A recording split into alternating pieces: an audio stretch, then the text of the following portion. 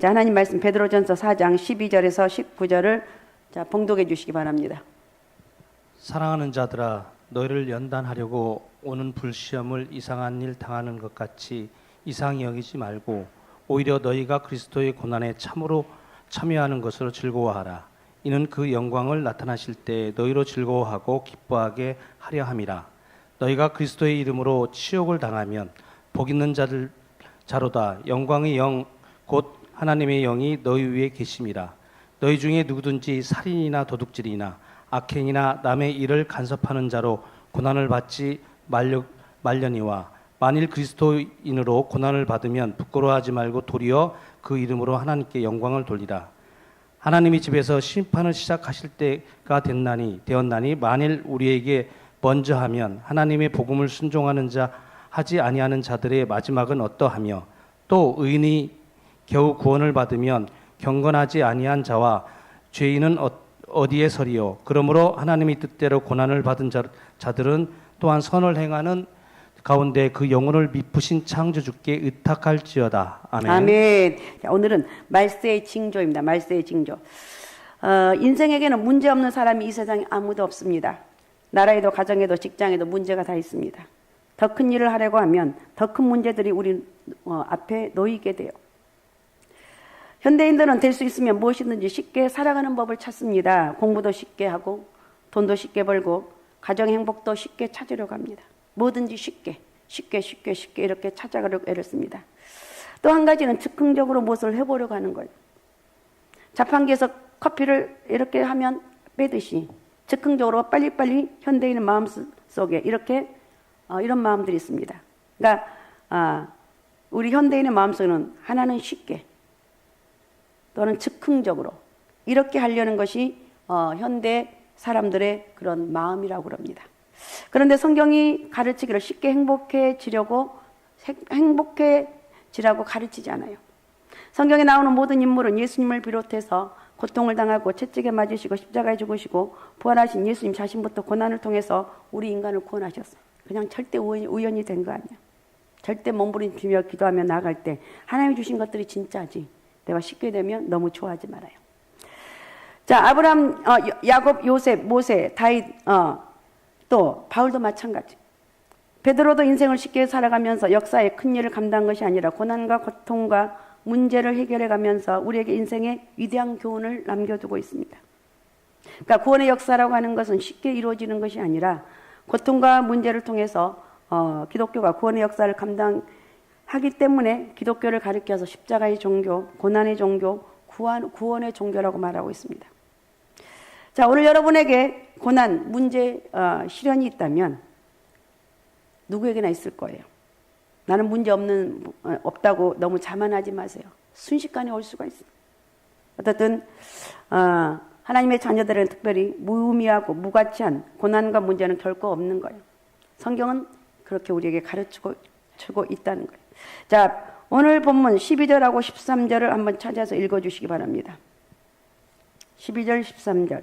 사랑하는 자들아, 너희를 연단하려고 오는 불시험을 이상한 일 당하는 것 같이 이상히 여기지 말고 오히려 너희가 그리스도의 고난에 참여하는 것으로 즐거워하라. 이는 그 영광을 나타나실 때 너희로 즐거워하고 기뻐하게 하려 함이라. 예. 네. 오늘 우리들에게 갖가지 고난과 시련이 닥칠 때 왜 이런 시험이 나에게 오는가? 왜 나에게는 이렇게 문제투성이여만 하는가? 이것으로 이상하게 여기지 말라는 거예요. 여러분의 그런 고난이 있을 때일수록 하나님께서 여러분에게 기뻐하실 날이 있고 즐거워하는 날을 준비해 두셨다. 왜 난 이렇게 고난이 많은가? 나는 왜 이렇게 연단이 많은가? 근데 여러분, 우리는 좋은 일이 있으면 좋아요. 맞아요. 좋아요. 별일 없었으면 좋겠어요. 근데 그놈 것이 별일 없느냐? 아니라는 거예요. 여기까지 왔는데 또 문제를 주고 또 몸부림치고 왔는데 또 문제를 주고. 그러나 그러는 가운데서도 나도 모르게 한 단계 한 단계 이렇게 올라가는 것을 우리가 볼 수가 있습니다. 우스갯소리로 이런 이야기를 합니다. 세상에서 성공하려면 3명의 여자의 말을 잘 들어야 된대요. 남자들 잘 들어보시기 바랍니다. 세상에 성공하려면 3명의 여자의 말을 잘 들어라. 첫째는 어머니. 어머니의 말씀을 잘 듣는 남자가 성공한답니다. 두 번째는 아내입니다. 남자들이 보통 아내의 말을 무시하는데 여자가 시키는 대로 하면 성공한다는 거예요. 맞습니까? 맞아요. 세 번째는 뭘까요, 그럼? 어? 어? 오, 내비게이션 맞아요. 오, 내비게이션 안에 있는 여자의 말을 잘 들어야 된다. 근데 우리 그리스도인은 누구의 말보다 복음에 순종해야 되겠죠. 성경에서 복음이라고 하면 예수 그리스도를 통한 믿음의 도를 말하는 거예요. 복음의 핵심은 예수 그리스도의 오심과 죽으심과 부활과 재림입니다. 복음의 적용은 죄 없으신 그분의 공로를 나의 것으로 받아들이는 거예요. 내가 할 일은 예수 그리스도를 받아들이는 거예요. 다른 게 없어요. 내가 주님을 영접합니다. 내 죄와 내 허물을 용서하신 그 주님의 은혜를 믿습니다. 영접한 다른 것이 없어. 그렇게 되면 예수님은 자 고린도전서 1장 30절을 봉독해 주시기 바랍니다. 너희는 하나님으로부터 나서 그리스도 안에 있고 예수는 하나님으로부터 나서 우리에게 지혜와 의로움과 거룩함과 구원함이 되셨으니. 네. 너희는 하나님으로부터 나서 그리스도 예수 안에 있고 그리고 예수는 하나님으로부터 나서 우리에게 지혜와 의로움과 거룩함과 구원함이 되셨다고 말하고 있습니다. 본문에서 복음에 순종한다는 말은 전체적으로 볼 때 예수 그리스도의 공로를 믿음으로 받아들이는 것. 그리고 그 믿음의 도를 따라 사는 거예요. 그러니까 이 도는 말씀이죠. 예수 그리스도를 나의 주님으로 받아들이고 그 말씀 따라 순종해 사는 것이 최고의 능력이고 최고의 축복이라는 거예요. 다른 표현을 사용한다면 하나님 말씀인 성경대로 믿고 성경대로 사는 것을 말하는데 성경 말씀 우리에게 발의 등이고 길의 빛이라고 말하고 있습니다. 시륵같이 어두운 이 세상 길을 갈 때 하나님 말씀 우리에게 빛을 비춰주시고 우리가 가야 될 길도 보여주시고 피할 길도 보여주시는 거예요. 지금 이 시대는 주님의 재림이 임박한 말세 중에도 마지막 시대라고 많은 사람들이 이야기를 합니다. 대다수의 성경학자들은 주님의 재림이 그리 멀지 않았다고 보고 있어요. 근데 어쨌든 맞은 것 중 모르는데 하여튼 성경에서 그 말세의 그 현상을 보면 계속해서 지금 말세로 가고 있다는 것을 우리는 깨달을 수가 있습니다. 자, 그러면 성경은 이러한 때 우리가 어떻게 살아가야 되는지를 가르쳐 주고 있습니다. 그래서 오늘 말씀은 마지막 때 교회 안에 나타나는 마지막 때 징조에 대해서 네 가지를 한번 살펴보겠습니다. 그러면 마지막 때의 징조는 어떤 것인가? 말세의 징조는 어떤가? 첫 번째, 영적인 잠을 자게 된다는 거예요. 영적인 잠을 자게 된다. 지금 시대는 영적으로 잠들어 있는 사람들이 많아요. 깨어있지 못해서 마귀의 시험에 들어서 고생해놓고도 계속해서 졸고 자는 사람들이 많아요. 어쩔 때는 저 사람 꼭 기도했으면 좋겠는데 기도를 더럽게 안 해요. 아니 기도 좀 했으면 좋겠는데 또 기도하라면 또 삐져요. 기도를 했으면 여러 문제들이 많은 분일수록 기도 좀 많이 하셨으면 좋겠는데 그게 안 돼요. 특세다 뭐 교회에서는 뭐 별 난리를 해서 기도할 수 있는 그 계속 환경을 만들잖아요.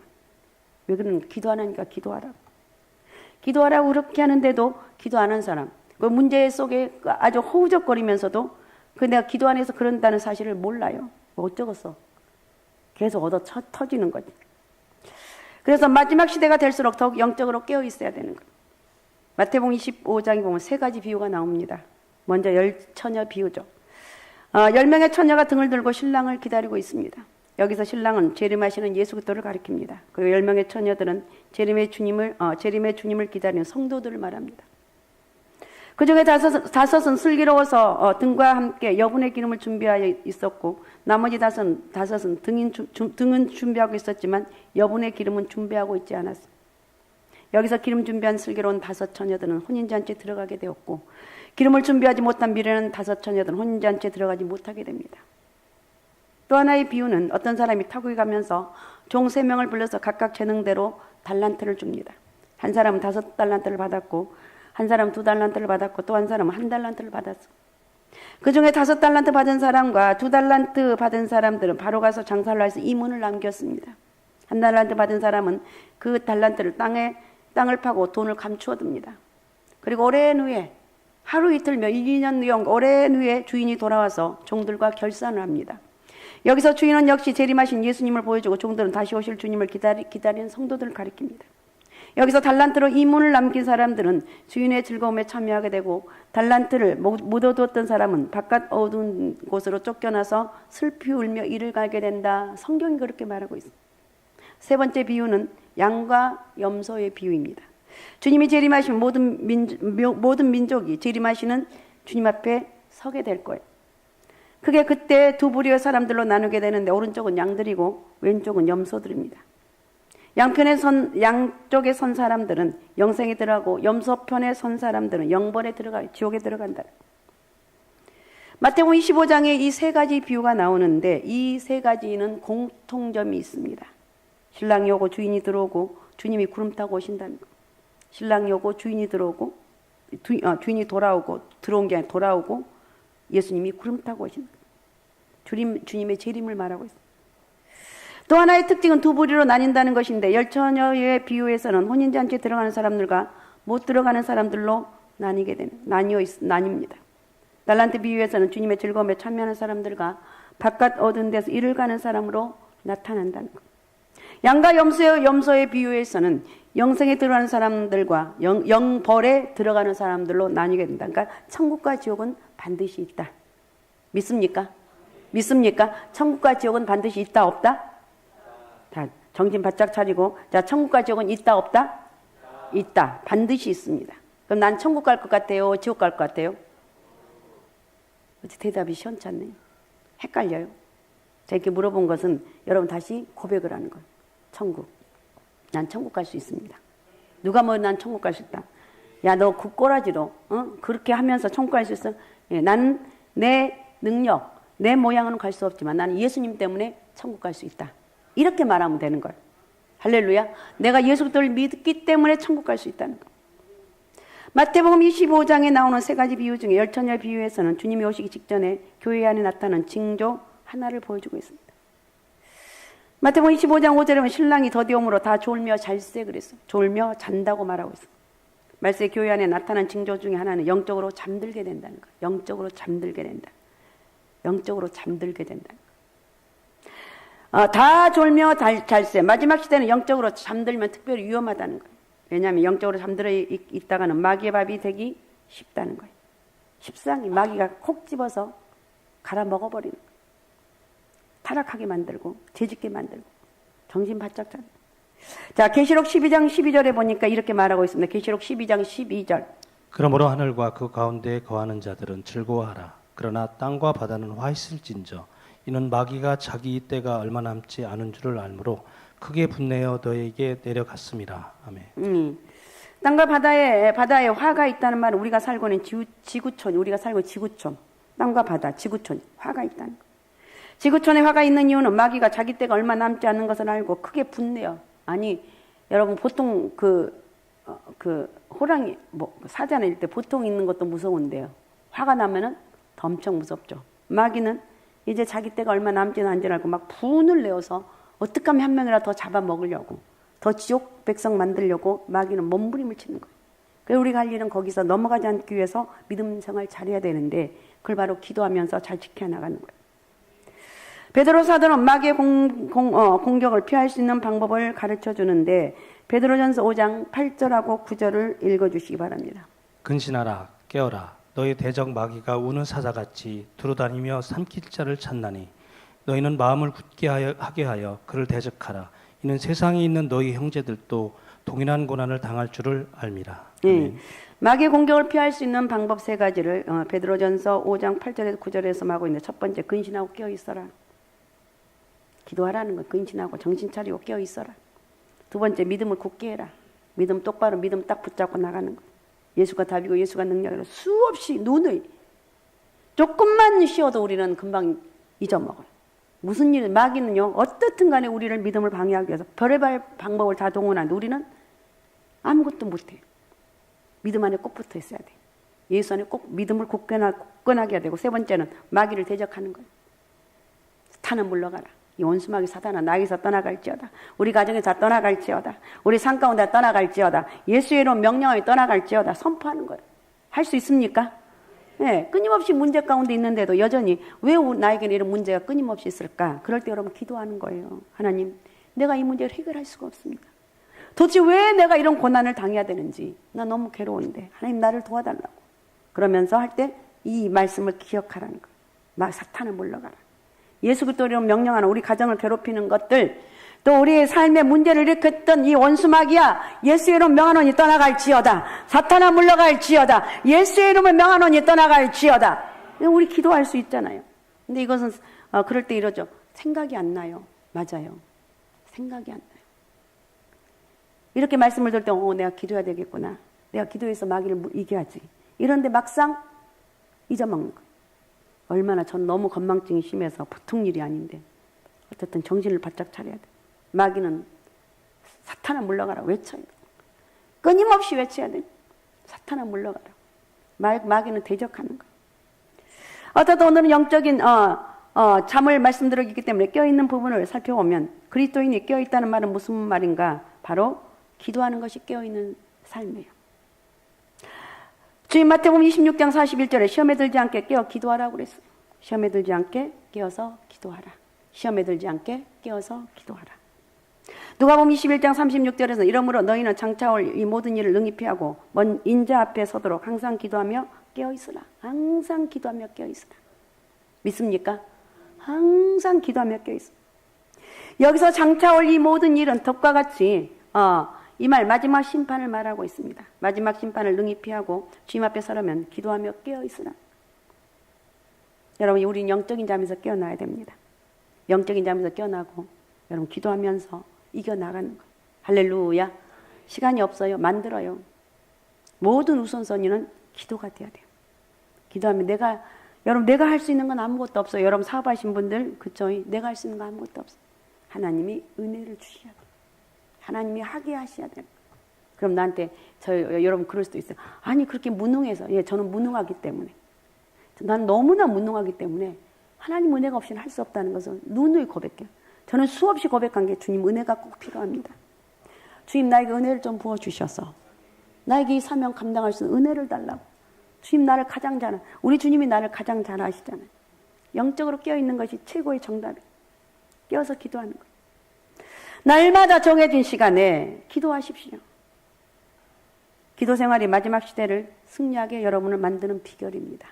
기도가 답이고 기도가 능력이라는 거예요. 그 다음에 두 번째 마지막의 현상 가운데 하나가 불법이 성함으로 사랑이 식어진다고 그랬어요. 사랑으로 사는 삶이 굉장히 중요하죠. 마태복음 24장 12절에 이렇게 말합니다. 불법이 성함으로 많은 사람의 사랑이 식어지리라. 네, 불법이 성함으로 많은 사람의 사랑이 식어지리라. 이렇게 말해요. 그 다음에 13절에 그러나 끝까지 견디는 자는 구원을 얻으리라고 그랬어요. 주님은 사랑과 그 구원을 연결시켜서 말하고 있어요. 마지막 때는 많은 환란이 있기 때문에 사람들의 마음이 강팍해집니다. 그리고 마음이 강팍해지면 당연히 사랑은 식어지게 되어 있어요. 옛날에 비해서 지금은 참 사랑이 많이 식어졌다고 여러분 느끼죠? 그죠? 나이 먹은 사람들은 그래도 옛날에는 안 그랬는데 요즘은 참 그렇다. 그럼 그 사람을 그런가? 나도 그렇게 바뀌었다는 거야. 나도 그렇게 사랑이 식어져 있어. 그러나 끝까지 견뎌내는 거야. 끝까지 누가 뭐래도 기도하면서 하나님이 답이고 예수가 답이라고 선포하면 야 너같이 이런 세상에서 무슨 그렇게 뭐 기도해야 된다고 하나님 어쩌고 저쩌고 너처럼 미치면 안 되는데 그럴 때 여러분 저 사람 나 미쳤다고 그러는구나. 나는 예수에 미친 사람이야.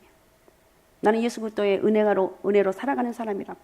이렇게 여러분 스스로가 내가 저 사람한테 이런 말을 들었어. 이건 하나님 은혜라는 거예요. 구원은 믿음으로 받지만 믿음의 역사는 사랑으로 되는 거예요. 갈라디아서 5장 6절에 보면 그리스도 예수 안에서는 할례나 무할례나 효력이 없을 때 사랑으로서 역사는 믿음뿐이에요. 사랑으로 역사는 믿음뿐이라는 거예요. 여기서 말하는 사랑은 아카페 사랑이에요. 아카페 사랑은 육신적이고 인간적인 사랑이 아닌 하나님의 사랑이에요. 요한사도는 요한일서 4장 8절에서 이렇게 말하고 있습니다. 사랑하지 아니하는 자는 하나님을 알지 못하나니 이는 하나님은 사랑이라. 하나님은 아카페 사랑이에요. 사랑 안에 거하는 자는 하나님 안에 거하고 하나님도 그의 안에 거하시느니라 그랬어요. 우리가 아가페 사랑을 하는 그 시간 하나님께서 내가 하나님의 안에 거하고 있다는 거예요. 하나님의 사랑이 나타나는 가장 두드러진 방법은 뭘까? 그러면 하나님의 사랑을 나타내는 방법. 저 사람 참 괜찮은 사람이야. 이렇게 사람들이 인정해 주는 것이 어떤 것을 보고 그렇게 인정해 주는가? 한번 생각해 보셨습니까? 어떤 것을 보고 저 사람 예수 믿는 하나님의 사람이네. 또 믿음의 사람이 이렇게 말하겠죠. 안 믿는 사람은 저 사람 뭔가 틀린 사람이야. 왜 그럴까? 혹시 당신 뭐가 어쩐데 그렇게 사람이 괜찮은 것 같은데 이유가 뭐야? 그러면 저는 예수 믿는 거 한 가지밖에 없습니다. 자, 하나님이 나타나는 가장 두드러진 방법은 뭐냐? 용서와 받아들이는 거. 용서해주고 받아들이는 거. 하나님께서 우리를 사랑하셔서 독생자를 보내주셨고 예수 그리스도의 공로로 믿는 자를 용서하시고 받아들여 주셨어.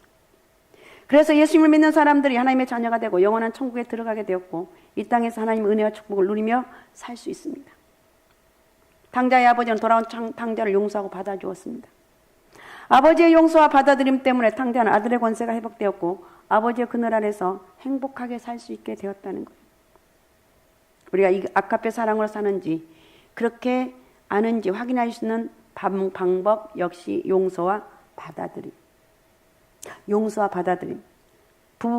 부부간에 이렇게 싸우기도 하고 여러 가지 문제가 있지만 끝까지 오랫동안 죽을 때까지 회로할 수 있는 비결은 뭐냐? 용서와 받아들이는 거예요. 사랑하는 여러분 부부들 용서하시고 받아들이면서 행복하게 살아가시기 바랍니다. 할렐루야. 예, 그래서 끝까지 요즘 이혼도 많고 여러 가지 많은데 여러분 가정들은 다 지켜지고 어제까지는 어떻다 할지라도 오늘부터 정말 여러분 가정은 하나님이 함께하는 축복의 가정이 되시기 바랍니다. 자, 우리는 이 세상을 살아가면서 많은 사람들을 만나게 됩니다. 우리가 만나는 사람들 중에는 어떻습니까? 나를 사랑해주고 나를 도와주고 나를 격려해 주는 사람들 많지만 반대로 나를 미워하고 나를 공격하고 나를 깎아내리는 사람들도 있다는 거예요. 전자의 사람들이야 고마운 사람들이니 당연히 사랑할 수 있지만 후자의 사람을 용서하고 받아들이기 쉽지가 않아요. 그런 사람은 다른 말로 표현하면 원수라는 거예요. 원수. 여러분 원수를 사랑할 수가 있어요? 그럴 때 예, 저는 사랑할 수가 있습니다. 여러분 너무 그런 분들은 너무 잘하신 거예요. 그래 주님은 우리들에게 원수마저도 사랑하라. 원수는 말 그대로 사랑할 수 없는 존재들. 세상 말로 하면 원수는 사랑할 수가 없어요. 마태복음 5장 44절에 보면 너희 원수를 사랑하며 너희를 박해하는 자를 위해서 기도하라고 그랬어. 교회 생활을 천국 생활처럼 하려고 하면 시험에 듭니다. 왜냐하면 이 땅의 교회는 전투하는 교회이기 때문에 사단의 역사가 있어요. 내가 오늘은 가서 은혜를 받아야지. 내가 내 마음이 오늘은 기뻐. 나 오늘 가서 기도하면 나 하나님 응답하실 것 같아. 기적이 일어날 것 같아. 왔는데 갑자기 말 한마디에 기분이 샥. 아니 저 사람 왜 나한테 저렇게 말하는가 기분 나쁘게. 그게 이제 시험거리가 되는 거예요. 예배 드는 내내 내가 나중에 너 반드시 혼내놓을 거야. 가만 안 있을 거야. 다 경험했기 때문에 제가 다 경험했기 때문에 오늘은 큰 은혜가 있을 것 같아. 하나님 나에게 오늘 은혜를 주신다네. 내가 은혜를 받아야 돼. 그런데 그거 별거 아닌 거 그 문제로 확 꼬여가지고 은혜 받기는커녕 다른 사람 은혜를 받는데 나는 은혜를 받기는커녕 저 사람 뒤통수만 보이고 나중에 가만 안 둘 거야. 이렇게 하게 된다는 거예요. 용서하라는 거. 그리고 육신을 입고 있는 사람들의 모임이기 때문에 시기와 질투가 있고 미움과 다툼도 있어요. 여러분 그쪽 직장생활 하신 분들 특별히 직장에서는 장난이 아니죠. 질투, 시기 이런 것들 미움과 다툼 끊임없이 이겨야 돼요. 사람들이 모이다 보면 나를 힘들게 하는 사람도 있고 눈에 거슬리는 사람도 많습니다. 때로는 함께 부딪히다 보면 다시는 보고 싶지 않는 사람도 나오게 되고 심지어 원수처럼 생각되는 사람도 있을 수가 있습니다. 하지만 절대 상대를 공격하면 안 된다. 이겨나가는 거예요. 자, 그러면 나를 끊임없이 시비 거는 사람이 있고 내가 별 저한테 뭐 해한 것도 없는데 끊임없이 나를 미운 듯이 미워하고 이런 사람 어떻게 해야 되는 거예요? 그럼 우리는 혹시 그런다 할지라도 공격하면 안 돼요. 상처를 받았다고 돌려줄 생각하지 말라는 거예요. 내가 그를 물면 그를 죽이는 것만 아니라 나도 죽게 되어 있다는 거예요. 남아프리카에서 사역한 한 선교사님이 정글에 들어갔다가 코브라하고 뱀이 코브라도 뱀이죠. 뱀이 싸우는 것을 봤습니다. 코브라가 독이 굉장히 세다고 그럽니다. 한번 물면은 그냥 순식간에 죽는데요. 이 독이 드는 이빨로 뱀을 꽉 물어버리니까 얼마 안 있어서 뱀이 축 늘어지더라는 거예요. 코브라가 이겼어요. 이긴 코브라가 입을 쫙 벌리고 뱀을 먹기 시작하더랍니다. 머리부터 먹기 시작하는데 중간쯤 먹다 보니까 코브라도 경련을 일으키면서 그냥 뻗어서 죽더라는 거예요. 왜 그랬을까요? 코브라가 물어서 죽인 뱀 속에 있는 코브라 독이 코브라를 죽게 한 것이었습니다. 결국 원수를 죽인 그 독이 자기로 돌아와서 자기를 죽이고 말았다는 거예요. 이 선교사님이 크게 느낀 것이 있었다고 합니다. 이러면 안 되는구나. 내가 이웃을 죽이고 그렇게 되면 그 독이 다시 나에게로 돌아와서 나를 죽인다는 것을 막 가슴에 심장이 뛸 정도로 그걸 깨닫게 됩니다. 내가 남을 심히 괴롭히면 그로써 내가 만족할 것 같지만 고통이 돌아서 나를 괴롭힌다는 것. 주님은 십자가를 지실 때 도살자 앞에서 잠잠한 양같이 그 상황을 받아들이셨고 그런 상황 속에서도 원수들을 위해서 기도합니다. 저들을 용서해달라고. 그런데 우리가 주님처럼 한다는 것은 인간적인 능력으로는 불가능해요. 맞아요. 불가능해요. 제가 이렇게 설교를 해도 저도 불가능해요. 그런데 성경은 그렇게 하라고 말하고 사랑하라고 말하고 있어요. 어떻게 가능하냐는 거예요. 성령의 도우심을 받으면 가능하다는 거예요. 믿습니까? 성령의 도우심을 받으면 가능하다는 거예요. 내 힘으로는 안 되지만 성령의 도우심을 받으면 가능하다는 거예요. 그래서 원수를 만나면 특별히 모든 매사에 성령의 도우심이 있어야 되겠지만 특별히 원수를 만나면 주님, 나 저 사람 도저히 용서가 안 되는데 주님 용서하라고 그랬는데 더 나아가 사랑까지 하라고 그러는데 주님 저는 도저히 안 돼요. 저 사람만 보면 내 심장이 벌렁벌렁하고 어떻게 할 수가 없어요. 그 사람을 위해서 축복 기도를 많이 했어요. 어떤 사람은 그 사람을 위해서 작정 새벽 기도까지 하더라고요. 내가 그 부분을 이기게 해달라고. 그런 사람은 결국은 이기게 되는 거예요. 그리고 그 마음들이 나중에 미워하는 마음이 바뀌어져서 불쌍히 여기고 사랑하는 마음으로 바뀌어지는 거예요. 누가 하신 거예요? 성령이 하신 거예요. 용서합시다. 용서하며 살아갑시다. 네, 그럴 때 여러분들 저에게 원수가 없으니까 그러겠죠. 맞습니다. 원수가 없어서 그렇겠지만 그래서 성경이 말한 거기 때문에 우리 용서하며 살아가야 돼. 별것도 아닌 게 용서가 안 될 때가 너무나 많이 있거든요. 성령님은 우리의 연약함을 도우셔서 원수까지 용서하고 받아들이게 하신다는 거예요. 아, 용서해야 되겠구나. 용서하며 살아가야 되겠구나. 그 다음에 세 번째 마지막 때는 진리에서 떠나게 되는데 디모데후서 4장 3절 한번 읽어주시기 바랍니다. 때가 이르니 사람이 교훈을 받지 아니하며 기가 가려워서 자기의 사욕을 따를 스승을 많이 두고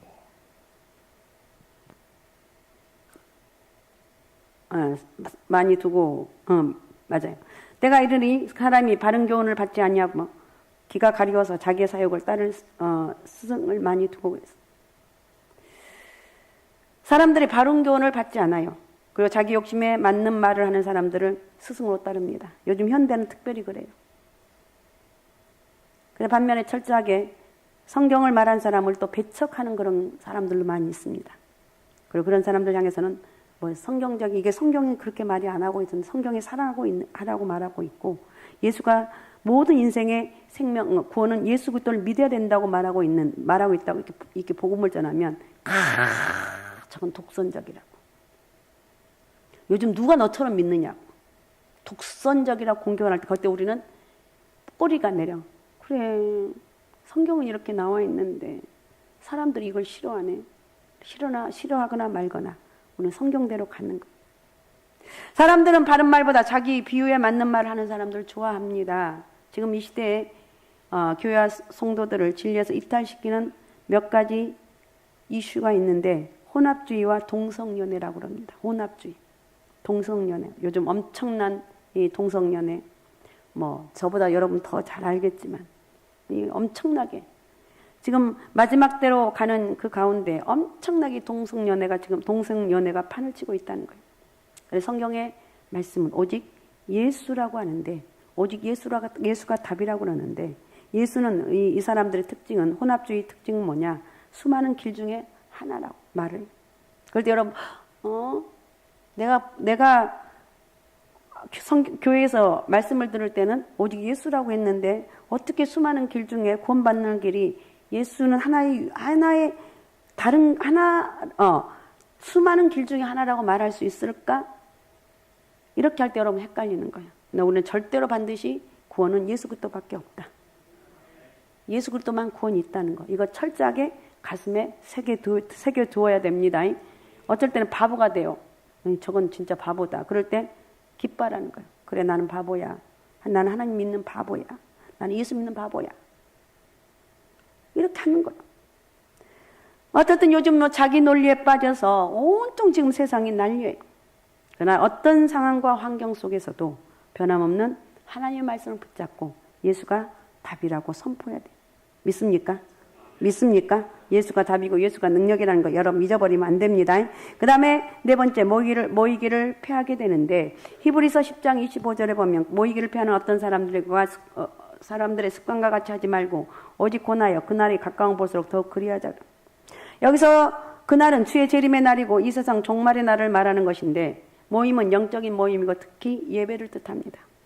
히브리서 기자는 마지막 날이 가까울수록 모이기를 피하는 습관을 갖는 사람들이 나올 것인데, 그렇게 하지 말고 더 모이기를 힘써라. 매주 가는데, 교회 가는데 하루 빠져도 뭐 별일 없지. 여러분, 하루 빠지면요 모든 게 빠지게 돼.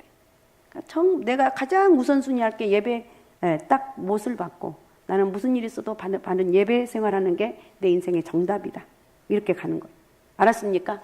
그렇게 하시기 바랍니다. 자, 그래서 그리스도인은 마지막 때가 가까울수록 예배 드리를 힘써야 돼요. 말세를 사는 그리스도인들 향해 하나님의 뜻은 모이기를 힘쓰는 것. 반면에 마귀의 뜻은 모이기를 피하는 것입니다. 왜 그럴까요? 왜 하나님 모이기를 원하시고 마귀는 모이기를 피하려 할까요? 그만큼 성도들이 모이는 것이 신앙생활에 유익이 되기 때문에 그렇습니다.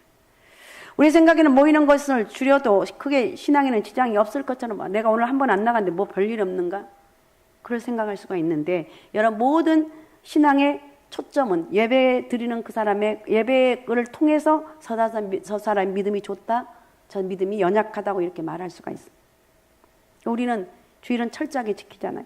이렇게 금요기도까지 와서 또 새벽 예배까지 와서 할 수만 있으면 몸부림며 기도하려고 몸부림을 치는 거예요.